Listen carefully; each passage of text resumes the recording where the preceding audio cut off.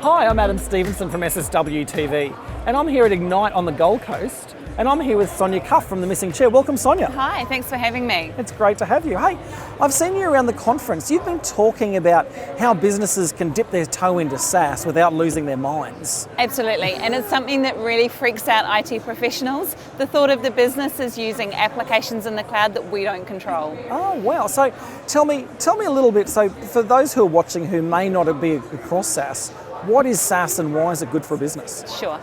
So if you think of a lot of the big names out in the cloud, especially consumer-based apps, things like even G Suite, Box, Dropbox for Business, all of those cloud services that have got really popular names that you don't run in an in-house on-premises infrastructure. Okay. So Sonia, tell me a little bit, for those who aren't familiar with SaaS, tell me a little bit about what SaaS is and why businesses might want to use it. Sure. So normally when you think of SaaS, you think of a lot of the common names in the industry that you hear that are internet services. So whether that's Google's G Suite or Box or Dropbox for Business, those kind of services that people are starting to use that you don't control as part of your on-premises in-house infrastructure. Okay. Yeah. So obviously there's some great services out there. Yeah. But how do they cause problems for businesses? They cause problems because IT doesn't have a very good visibility of what's being used. So we can't run an agent across an infrastructure to find out who's using these services because there's no installation footprint on the PCs. It's just access via the internet. So we get what they call shadow IT, where users are using IT systems in the cloud, and they might even be putting our corporate data into places where we don't know where they're putting it.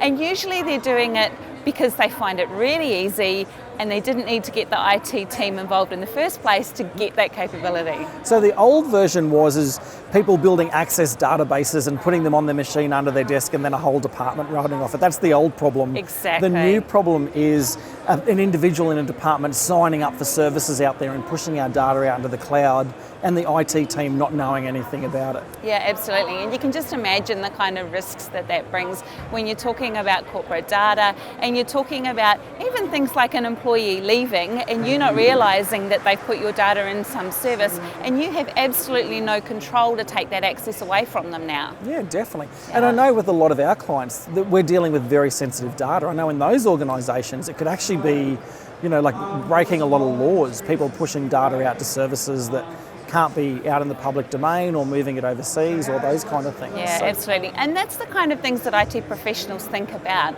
So when we're looking at protecting information, we're looking at things like data sovereignty, compliance, we're looking at backups and restores and DR and BCP and all of those kind of things that we think about.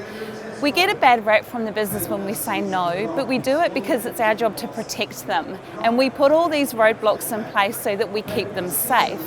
And we can't do that in the cloud. But the business is getting really frustrated because there is cool stuff that is coming out cloud first that they want to be able to use. Definitely. And if IT isn't moving at the speed of business to enable them to do the cool new stuff, they're circumventing us and just doing it anyway. So it's about trying to bridge that gap to keep everybody happy. So what's the answer? Like, as a business, what can I do to kind of still be able to get to use these SaaS products, but let the IT team keep up with them? Yeah, absolutely. So there are a few really good tricks, and it starts by having the conversation early on with the business and talking to them and saying, look, we know these capabilities exist. There are some things out there that you might want to try or get access to. How can we enable you to do that safely? And that can start off with things like coming to an agreement with a business group where you spin up a tenant in the cloud for a service where you have dummy user accounts, you're only going to run it for a few weeks, you're going to throw up some non-identifiable sample data in there and actually work with them to enable them to have a little bit of a play before they go and tip the water down. SaaS is really good when they want to try out a capability, but if you can put some of those really easy proof of concept plans in place in the start, then you can go ahead and they can do that and then decide whether or not they want to go down the full route side of actually committing to this product longer term. Wow, that's cool. Yeah, the other really cool thing you can do is there are a lot of Microsoft products that actually complement and reach out to SaaS. One of the great ones that you need to find the recording on from this Ignite conference is Jeff Alexander's session on Cloud App Security. Oh, So great. Cloud App Security is a solution that runs where it can look at your proxy and firewall logs and actually catalogue around about 12,000 SaaS applications to tell you what is actually being used and how many people in your organisation are using it. That's great. It then gives you great information about things like whether or not those services are compliant, whether or not they've got things like encryption in the data, just a whole bunch of information there about what's going on in your organisation. Wow, that's Yeah, excellent. So yeah. we'll definitely put a link to Jeff's. I Yeah. actually know Jeff well. He's awesome. Yeah, yeah. So we'll His add a session link was to. great. Yeah. So we'll add a link to that session in the show notes. Yeah. Excellent. So apart from watching Jeff's session, whereabouts, if I was going to go out, where else can I go and read more and hear more about this? Sure, absolutely.